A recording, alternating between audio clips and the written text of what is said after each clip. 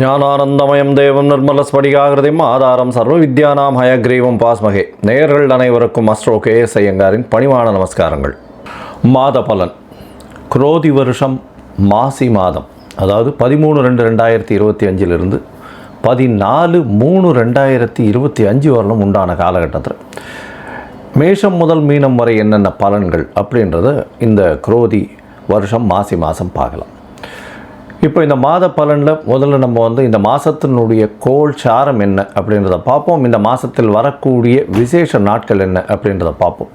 அதற்கு பிறகு மாதத்தினுடைய ஒரு ராசிக்கான பலன் என்னன்றதை பார்க்கலாம். இந்த மாதத்தினுடைய கோள் சாரம் அப்படின்னு எடுத்தோமேயானால், ரிஷபராசியில் குரு வக்ர நிவர்த்தி ஆகிடுறார். இந்த மாதம் அதாவது தை 29ஆம் தேதி வக்ர நிவர்த்தி ஆகிடுறார். அதுவும் தனியாக ஒரு வீடியோ போட்டிருக்கேன், பாருங்கள். 29ஆம் தேதி தை மாதம் வக்ர நிவர்த்தி ஆனதுனால குரு 2ஆம் இடத்துல இருக்கார், அதாவது ரிஷபத்தில். மிதுனத்தில் செவ்வாய் வக்ரம், கன்னியில் கேது, கும்பத்தில் சனி, சூரியன் மற்றும் புதன், மீனத்தில் சுக்கிரனும் ராகுவும். இந்த மாதத்தில் பார்த்தாலேயானால் மாற்றங்கள் என்னென்ன வருது அப்படின்னு பார்க்கும்பொழுது, செவ்வாய் வக்ர நிவர்த்தி அடைகிறார். எப்போ அப்படின்னா, இந்த மாதம் பிறந்து ஒரு 10 நாள்லேயே, அதாவது 21/2/2025 அன்றைக்கே செவ்வாய் வக்ர நிவர்த்தி. ஆனால் மிதுனத்தில் இருக்கார். இதை தவிர பார்த்தாலேயானால் புதன் இந்த மாதம் கும்பத்திலிருந்து மீனத்துக்கு போகிறார். அது 26/2/2025 அன்றைக்கி. அதற்கு பிறகு பார்த்தாலேயானால் 4/3/2025 அன்றைக்கி சுக்கிரன் வக்ரகதி அடைகிறார் மீனத்திலேயே. புதன் 9ஆம் தேதி அன்றைக்கி 9/3/2025 அன்றைக்கி வக்ரகதி அடைகிறார், அதுவும் மீனத்தில். இப்போது இந்த மாதத்தினுடைய கோள் சாரம் இது. பொதுவாகவே நம்ம மாத கிரகங்கள்னு சொல்லக்கூடியது சூரியன், செவ்வாய், புதன் மற்றும் சுக்கிரன், இந்த 4 கிரகங்களினுடைய மாற்றத்தை வச்சு பேசுவோம். அதுவும் நம்ம சௌரமான மாதங்கள் அப்படின்ற ஒரு பட்சத்தை எடுத்து நம்ம பண்ணுறோம். இது சூரியன் ஒரு ராசியிலிருந்து அடுத்த ராசிக்கு செல்லும் பொழுது அதனுடைய மாற்றங்களை வைத்து அதனுடைய அந்த சூரியனுடைய மாற்றத்தை வச்சு அந்த மாதத்தினுடைய பெயர், அதாவது கும்ப மாதம் அப்படின்னு பேர் வைக்கிறதுக்கு காரணமே மாசி மாதத்துக்கு கும்பத்தில் சூரியன் போகிறதுனால தான். அதனால் மிச்சவாள்லாம் பார்த்தோம்னா இது நம்ம தமிழ்நாட்டில் குஜராத்து இந்த மாதிரியான இடத்துலலாம் கடைபிடிக்கப்படுறது. மிச்சதெல்லாம் சந்திரமான மாதங்கள்ன்றதை வச்சு பண்ணுறான். சந்திரமான மாதங்கள்னு சொல்லும் பொழுது பார்த்தாலேயானால் அமாவாசைக்கு அடுத்த நாளோ பௌர்ணமிக்கு அடுத்த நாளோ உண்டான நாட்களை மாதத்தின் முதல் நாளாக கொண்டு அவர்கள் சந்திரமான மாதம் அப்படின்ற விஷயத்தை செய்கிறார். சரி, இந்த மாதத்தில் வரக்கூடிய விசேஷ நாட்கள் அப்படின்னு பார்த்தாலேயானால், அதாவது 25/2/2025 அன்றைக்கி பார்த்தோம்னா காஞ்சி விஜயேந்திர சரஸ்வதி ஜெயந்தி நடக்கிறது. காஞ்சியில் விஜயேந்திர சரஸ்வதி சுவாமிகள் அவருடைய ஜெயந்தி. 26ஆம் தேதி அன்றைக்கி 26/2/2025 அன்றைக்கி மகா சிவராத்திரி, அதாவது பிரதோஷ காலம். மகா சிவராத்திரி மிகப்பெரிய ஏற்றம். ஏன்னா பிரதோஷ காலத்தில் சேவிக்கிறது அப்படின்றது ரொம்ப விசேஷம். அதாவது 13ஆம் நாள் அமாவாசைக்கும் பௌர்ணமிக்கும் 13ஆம் நாள் பிரதோஷ காலம்னு சொல்கிறது. இப்போ வரக்கூடியது 26/2 அன்றைக்கி வரக்கூடியது உங்களுக்கு வளர்பிறை பௌர்ணமி அப்படின்றதுனால கண்டிப்பாக ஒரு நல்ல ஏற்றம் இருக்கும். அதை தவிர பார்த்தாலேனா அன்றைக்கி மகா சிவராத்திரி அப்படின்றதுனால அந்த சிவராத்திரிக்கு அப்புறமா உங்களுக்கு பனிப்பொழிவு கூட இருக்காது. வெறும் வெளிச்சம், வெயில் தான் அதிகமாக இருக்கும். லாங் டேஸ் தான் இருக்கக்கூடிய வாய்ப்புகள் உண்டு. சூரியனுடைய ஆளுமை ரொம்பவும் அதிகமாக இருக்கக்கூடிய வாய்ப்புகள் மிகவும் அதிகம். அதனால் வெயில் அதிகமாக இருக்கக்கூடிய வாய்ப்பு நிச்சயமாக இருக்கும். இந்த மாதத்தில் பார்த்தோம்னா 28/2/2025 அன்றைக்கி மாசி அமாவாசை. அது ஒரு பெரிய விசேஷம். மாசி அமாவாசைன்றது அமாவாசைன்றது சூரியனும் சந்திரனும் சேர்ந்து இருக்கக்கூடிய ஒரே பாகையில் இருக்கக்கூடிய விஷயம். இந்த காலகட்டத்தில் சூரியனும் சந்திரனும் சேர்ந்து இருக்கும் பொழுது என்னென்ன யோகங்கள் வரும் அப்படின்றது தனியாக வீடியோ போட்டிருக்கோம், அதில் போய் பாருங்கள்.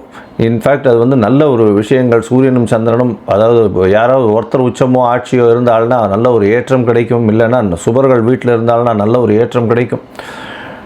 இந்த மாசி அமாவாசை நல்ல ஒரு ஏற்றம் கிடைக்கக்கூடிய நாள். அதற்கு பிறகு பார்த்தோம்னா 3/2025 அன்னைக்கு மாசி மகம், அது வந்து பௌர்ணமியை சேர்ந்து வரும். மாசி மகம் ஏன்னா சூரியனுக்கும் சந்திரனுக்கும் கிட்டத்தட்ட 180 டிகிரி, அதாவது சூரியன் கும்பத்திலையும் சந்திரன் வந்து சிம்ம ராசியிலையும் இருக்கக்கூடிய காலகட்டம். பௌர்ணமி வெளிச்சம் வந்து ஒரு பெரிய அட்வான்டேஜ் என்னென்னா, இதில் பிறந்தாள்னா ராஜா போல அவர்களுடைய வாழ்வு அமையும். ராஜாளும் இது அவர்களுக்கு கிட்டும். இதில் என்ன விசேஷம் அப்படின்னா, சூரியனுக்கும் கார்த்தாலேருந்து சாயந்தரம் வரலும் உங்களுக்கு வெளிச்சம் இருக்கும். சந்திரனும் பௌர்ணமி சந்திரனாக இருக்கிறதுனால இரவு முழுவதும் வெளிச்சமாக இருக்கும். ஸோ ரிலேட்டிவ்லி பார்த்தோம்னா என்டையர் டே அண்ட் நைட் ரெண்டுமே ரொம்ப வெளிச்சத்தில் இருக்கக்கூடிய காலகட்டம். அதனால தான் வெளிச்சம் அதிகமாக இருக்கக்கூடிய காலங்கள், அதுவும் வந்து பௌர்ணமி காலங்கள்னும் பொழுது ரொம்பவும் ஏற்றம் இருக்கக்கூடிய வாய்ப்புகள் உண்டு. இந்த மாசி மகம், அதாவது பௌர்ணமி காலகட்டத்தில் பிறக்கக்கூடிய எல்லா குழந்தைகளுக்கும் பெரிய ஆளுமை இருக்கக்கூடிய வாய்ப்பு உண்டு. இதை பற்றியும் வந்து நிறைய சொல்லியிருக்கோம். இந்த என்னுடைய யூடியூப் சேனலில் நிறைய சொல்லியிருக்கேன். இதற்கு பிறகு பார்த்தேனால் இந்த 14/3/2025 அன்னைக்கு காரடையான் நோன்பு, இது வந்து ரொம்பவும் விசேஷமான காலகட்டம். காரடையான் நோன்பு அப்படின்னு சொல்லக்கூடியது வந்து மாசியும் பங்குனியும் கூடுறது அப்படின்னுவா. அதாவது கார் அப்படின்னா வந்து கருப்பு நிறம், இருண்ட இடம், யமலோகம் இதெல்லாம் குறிக்கக்கூடியது இந்த கார் அப்படின்றது. அடையான் அப்படின்னு, கார் அடையான்றது, அடையான்னு அடைய மாட்டான் அப்படின்னு சொல்லக்கூடியது. அதாவது பெண்கள் வந்து தன்னுடைய கணவருக்குன்னு, அதாவது திருமணமான பெண்கள் தன்னுடைய கணவருக்குன்னு விரதம் இருந்து செய்யக்கூடிய ஒரு பெரிய விஷயம் இது. இந்த காரடையான் நோன்பு நோற்பது பெரிய விஷயம். இதன் மூலியமாக தன்னுடைய கணவருக்கு ஆயுள் விருத்தி ஏற்படக்கூடிய வாய்ப்பும், அவர்களுக்கு வந்து மாங்கல்ய பலம் அதிகரிக்கக்கூடிய வாய்ப்பும் நிச்சயமாக உண்டு. இதனால தான் கார் அடையான் நோன்பு அப்படின்னு பேர். இந்த சாவித்திரியினுடைய கதையை சொல்லுவாள், சத்யவான் சாவித்திரியினுடைய கதையை சொல்லுவாள். அவர் வந்து சத்யவானுடைய உயிரை மீட்டு கொண்டு வந்தவள் அப்படின்றதுனால இந்த காரடையான் நோன்பு மிகவும் விசேஷமாக சொல்லப்படுகிறது. பங்குனி மாதத்தின் முதல் நாள் அன்றைக்கி பண்ணுறது. அதனால் பங்குனி பிறந்த உடனே அதை பண்ணுவாள். நார்மலி பார்த்தாலேனால் அந்த காரடையான் நோன்பு டைம் வந்து சாயந்தரம் 5:30லேருந்து 6:30 வரும். அந்த டைம் வந்து நான் தனியாக போடுறேன் உங்களுக்கு. இதை தவிர பார்த்தோம்னா நார்த் இந்தியாவிலலாம் ஹோலி பண்டிகைன்றது விசேஷமாக கொண்டாடுவோம். ஹோலி பண்டிகைன்றது வந்து இப்போ ஒரு அதாவது பெண்கள் வந்து தன்னுடைய தமையன் தம்பி, அதாவது பிரதர்ஸ் எல்லாருக்குமே, தம்பி அண்ணன்களுக்கு வந்து கயிறு கட்டி அவர்களிடம் சேவிச்சுட்டு அவர்கள்கிட்ட வந்து பைசா வாங்கிட்டு அவர்கள்ட்ட ஆசீர்வாதம் வாங்கிக்கிறதும், அவர்களுக்காக வந்து ரொம்ப வேண்டிக்கிறதும், அவர்களுடைய உடல்நிலை நல்லபடியாக இருக்கணும்னு வேண்டிக்கிறதும் அவர்களுக்கு பெரிய மகிழ்ச்சியை கொடுக்கும். ஆண்கள் பெண்களை வந்து தன்னுடைய என்ன சொல்கிறது சகோதரிகளாக பாவிக்கக்கூடிய ஒரு பெரிய ஒரு பண்டிகை. இது வந்து ஹோலி பண்டிகையாக கருதப்படுகிறது. இது வந்து நார்த் இந்தியாவில் ரொம்ப ஃபெமிலியர், மிகவும் அந்த கலர்ஃபுல் ஃபெஸ்டிவலாக இருக்கும், ரொம்ப ஏற்றத்தோடு இருக்கக்கூடிய காலகட்டம். சரி, இந்த மாதம் மேஷம் முதல் மீனம் வரை எப்படி இருக்குது மாசி மாதம் அப்படின்றத பார்ப்போம். அதற்கு முன்னாடி என்னுடைய மொபைல் நம்பர் கீழே ஸ்டாலிங்கில் போயிட்டுருக்கோம். உங்களுக்கு அஸ்ட்ராலஜிக்கல் கன்சல்ட் தேவைப்பட்டதுன்னா நீங்கள் எனக்கு ஃபோன் பண்ணுங்க. உங்களுடைய date, time, place of birth, உங்களுடைய பெயர், தாய் தந்தையர் பெயர் எனக்கு அனுப்புங்க. முதல்ல உங்களுடைய ஜாதகத்தை போட்டுவிட்டு அதில் வந்து உங்களுடைய நட்சத்திரத்தில் பாத சந்தி இருக்கா, நட்சத்திர சந்தி இருக்கா, அதை தவிர லக்ன சந்தி இருக்கா, லக்ன பாத சந்தி இருக்கா, இதெல்லாம் பார்த்துட்டு, ஏன்னா பொதுவாகவே இந்த சந்தி இருக்கும் பொழுது பார்த்தாலேனால் அவளுக்கு எந்த ராசின்னே தெரியாது. அதனால் மிருகசீரிஷ நட்சத்திரம் நினச்சிட்டுருப்பா, அவள் வந்து ரிஷப ராசி நினச்சிட்டுருப்பா, மிதுன ராசியாக இருக்கும். இந்த காலகட்டத்தை பார்த்துட்டு உங்களுக்கு சொல்கிறேன். எனக்கு வரக்கூடிய ஜாதகத்தில் பார்த்தா பாதி பேருக்கு அவள் வந்து மிருகசீரிஷம் 1ஆம் பாதம் 2ஆம் பாதம் அப்படின்னு நினச்சிட்டுருப்பா. ஆனால் அவள் வந்து பார்த்தாள்னா 3-4 பாதத்தில் இருப்பாள். அதனால் வந்து ரிஷபராசின்னு நினச்சிட்டுருப்பா, மிதுன ராசியாக இருக்கும். அதே மாதிரி துலா ராசின்னு நினச்சிட்டுருப்பா, அவள் விருச்சிக ராசியாக இருக்கும். அந்த மாதிரி வந்து பாத சந்திகள் வந்ததே ஆனால் அவர்கள் எந்த ராசியில் இருக்கான்னு தெரியாமையே அவள் வந்து கோவிலில் போய் அர்ச்சனை பண்ணிட்டுருப்பாள். 40 வயசு 50 வயசு இந்த மாதிரி இருந்துட்டுருப்பாள். அதனால் முதல்ல வந்து உங்களுடைய நட்சத்திரம், உங்களுடைய நட்சத்திரத்தினுடைய பாதம், அப்போ வந்து என்ன ஆகும் அப்படின்னா, இப்போ நீங்கள் வந்து இப்போ நல்ல நேரம் நடந்துட்டுருக்குன்னு நினச்சிட்டு இருப்பீங்க. ஆனால் உங்களுடைய ஜாதகத்தில் இருக்கக்கூடிய லக்னத்திற்கு பார்த்தாலேயானால் நல்ல நேரம் நடக்கிறது நினச்சிட்டு இருப்பீங்க. ஆனால் உங்களுடைய தசை நல்லபடியாக வேலை செய்யாது. காரணம் என்னென்னா, பாதங்கள் மாறி போய் உங்களுடைய ராசி, லக்னத்தினுடைய லக்னம் இருக்கக்கூடிய ராசி எல்லாமே மாறி இருக்கும். அதனால் முதல்ல வந்து உங்களுடைய லக்னம் சரியாக இருக்கிறதா, லக்ன பாத சந்தி கரெக்டாக இருக்கா, நட்சத்திரம் சரியாக இருக்கா, நட்சத்திர பாத சந்தி கரெக்டாக இருக்கா அப்படின்றத தெரிஞ்சுட்டு உங்களுக்கு அப்பாயின்மெண்ட் கொடுக்குறேன், என்னுடைய கட்டணம் என்னன்றதை சொல்கிறேன், அதை பாருங்கள், அதை அனுப்புங்க. அதை அனுப்பிச்சதுக்கப்புறம் உங்களுக்கு அப்பாயின்மெண்ட் தரேன், அதுக்கப்புறம் பேசலாம். சரி, இப்போ மேஷம் முதல் மீனம் வரை மாசி மாதம் குரோதி வருஷம் 2025 பலன்கள் ஒன்றொன்றாக பார்க்கலாம். ரிஷபம், கிருத்திகை, ரோகிணி, மிருகசீரிஷம் இந்த 3 நட்சத்திரம் 9 பாதங்களை கொண்ட ராசி. ராசியின் அதிபதினு சொல்லக்கூடியவர் சுக்கிரன். ராசிக்கு 11ஆம் இடத்துல உச்சம் பெற்று போகிறார். இந்த மாதம் பார்த்தாலேயானால் குரோதி வருஷம் மாசி மாதம் ராசிநாதன் உச்சம் பெற்று போகிறதுனால எது எடுத்தாலும் வெற்றி, கவலைப்பட தேவையில்லை. 11ஆம் இடத்துல உங்களுடைய அபிலாஷைகள் எல்லாமே நிறைவேறும். உங்களுடைய விருப்பங்கள் எல்லாமே கைகூடக்கூடிய காலகட்டமாக இருக்கும். உங்களுடைய மனசில் நினச்சது எல்லாமே வெற்றி வாகை சூடக்கூடிய காலகட்டமாக அமையப்போகிறது. உங்களுடைய ராசிக்கு பார்த்தாலேயானால் மூத்த சகோதர சகோதரிகள் மூலியமாக சற்று பின்னடைவு பிரச்சனைகள் இருந்தாலும் உங்களுக்கு அவர்கள் மூலியமாக அனுகூலமான நல்ல விஷயங்கள் நடக்கக்கூடிய வாய்ப்புகள் நிச்சயமாக உண்டு. உங்களுடைய ராசியிலேயே குரு வக்ர நிவர்த்தியம் அடைஞ்சுள்ளார். அதனால் திருமண யோகம் வந்தாச்சு. திருமணத்திற்கு பார்த்து கொண்டிருப்பவர்களுக்கு கண்டிப்பாக திருமண பாக்கியம் ஏற்படக்கூடிய வாய்ப்புகள். எவ்வளோ நாள் கல்யாணம் தட்டி போயிட்டே இருந்திருக்கும். இந்த காலகட்டத்தில் பார்த்தலையானால் இந்த மாசி மாதத்தில் திருமணத்திற்கு பாக்கியம் வரும். சித்திரை வைகாசியில் கல்யாணம் நிச்சயமாக நடந்தேறும், கவலைப்பட தேவையில்லை. உங்களுடைய ராசிக்கு பார்த்தலையானால் 2ஆம் இடத்துல வக்ரம் பெற்ற செவ்வாய். அதனால் பேச்சில் ரொம்ப ஜாகிரதையாக இருக்கணும். செலவுகள் கொஞ்சம் அதிகமாக இருக்கக்கூடிய காலகட்டமாக இருக்கும். அதுவும் செவ்வாய் இந்த மாதத்தில் ஒரு 9 நாள் கழித்து, அதாவது 21/2/2025 அன்றைக்கி அவர் வக்ர நிவர்த்தியம் அடைகிறார். அதன் மூலியமாக பார்த்தோன்னா 2ஆம் இடத்துல செவ்வாய் இருக்கிறது. 12ஆம் அதிபதி 2ஆம் இடத்துல இருக்கிறதுனால செலவுகள் கொஞ்சம் அதிகமாக இருக்கும். வெளியூர், வெளிமாநிலம், வெளிநாடு சுற்றுப்பயணம் மேற்கொள்ளக்கூடிய வாய்ப்புகள் உண்டு.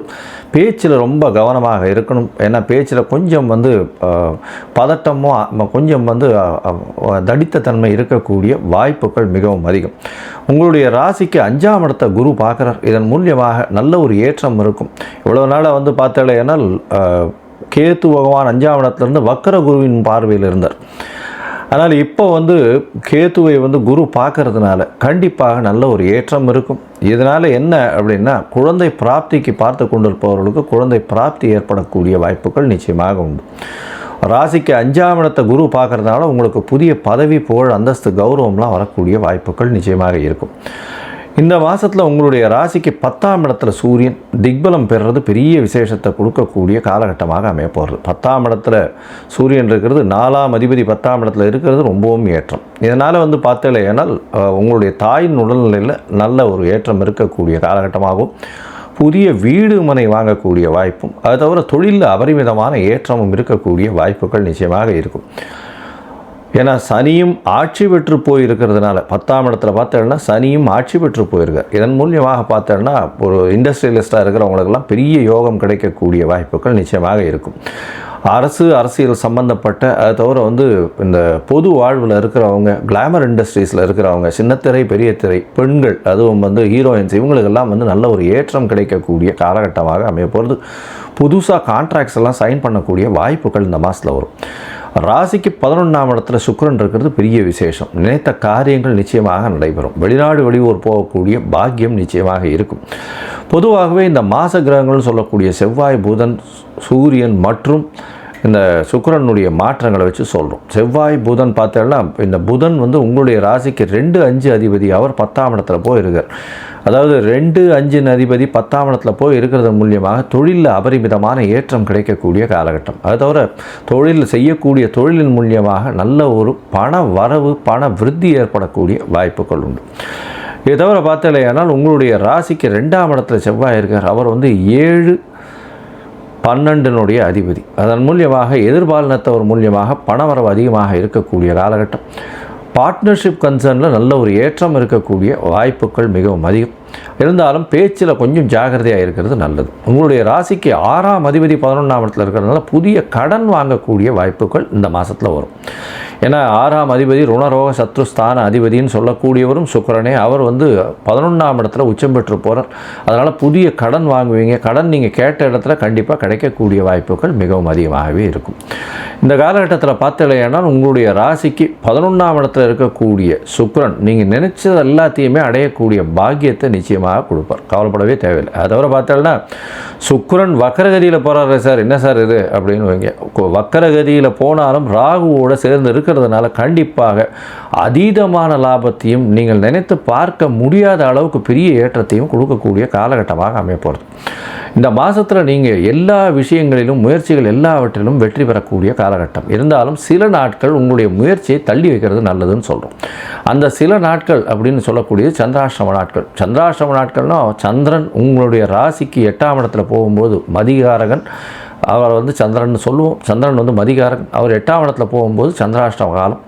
இந்த காலகட்டத்தில் புதிய முயற்சி வேண்டாம், வெளியூர் வெளி மாநில பிரயாணம் வேண்டாம்னு சொல்கிறோம். ஒருவேளை பண்ண வேண்டி இருந்ததே ஆனால் சந்திர பகவானுக்கு உண்டான எளிய பரிகாரம் இந்த மாதத்தில் வரக்கூடிய துவாதசிக்கு போய் கோசாலையில் அகத்திக்கீரை கட்டு ஒரு 2 வாங்கி பசுமாட்டுக்கு கொடுத்துட்டு வாங்க. சந்திர பகவானுக்கு உண்டான எளிய பரிகாரமாக சொல்லக்கூடியது. சரி, இந்த மாதத்தில் பார்த்தலையானா உங்களுக்கு எல்லா விதமான ஏற்றங்களும் இருக்குது, நல்ல ஒரு மாற்றங்களும் இருக்குது. இந்த மாதத்தில் நீங்கள் கண்டிப்பாக ஸ்ரீரங்கம் ஒரு தரம் போய் ரங்கநாதரையும் தாயாரையும் போய் சேவிச்சுட்டு வாங்க. உங்களுக்கு எல்லா விதமான ஏற்றங்களும் ஐஸ்வர்யங்களும் வரக்கூடிய வாய்ப்புகள் உண்டு. மொத்தத்தில் பார்த்தலையானா இந்த ரிஷபராசிக்காரர்கள் திருமண பாக்கியம் ஏற்படும், குழந்தை பிராப்தி ஏற்படக்கூடிய வாய்ப்பு உண்டு, தொழிலில் அபரிமிதமான ராஜயோகம் கிடைக்கக்கூடிய காலகட்டம். இண்டஸ்ட்ரி வச்சுருக்கிறவங்களுக்கெல்லாம் நல்ல ஒரு ஏற்றம் இருக்கும். நினைத்த காரியங்கள் நினைத்த இடத்தில் நினைத்த நேரத்தில் நடக்கக்கூடிய பாக்கியம் உண்டு. பேச்சில் சற்று கடுமை இருக்கக்கூடிய வாய்ப்புகள் நிச்சயமாக இருக்கும். புதிய கடன் அமையக்கூடிய வாய்ப்புகள் இருக்கும். போட்டித் தேர்வு எல்லாவற்றிலும் வெற்றி பெறக்கூடிய வாய்ப்புகள் நிச்சயமாக உண்டு. படிக்கக்கூடிய மாணவ மாணவியர்களுக்கு நல்ல ஒரு ஏற்றம் கிடைக்கக்கூடிய வாய்ப்புகள் உண்டு. தாயின் உடல்நலத்தில் சற்று பின்னடைவு இருக்கக்கூடிய வாய்ப்பும், தந்தையின் உடல்நிலையில் ஏற்றம் இருக்கக்கூடிய வாய்ப்பும் உண்டு. உங்களுடைய உடல்நிலை நல்ல ஒரு ஏற்றத்தில் இருக்கக்கூடிய வாய்ப்புகள் நிச்சயமாக உண்டு. இந்த ரிஷபராசிக்காரர்களுக்கு இந்த மாசி மாதம் மிகப்பெரிய ஏற்றமான பொன்னான மாதமாக அமையும்.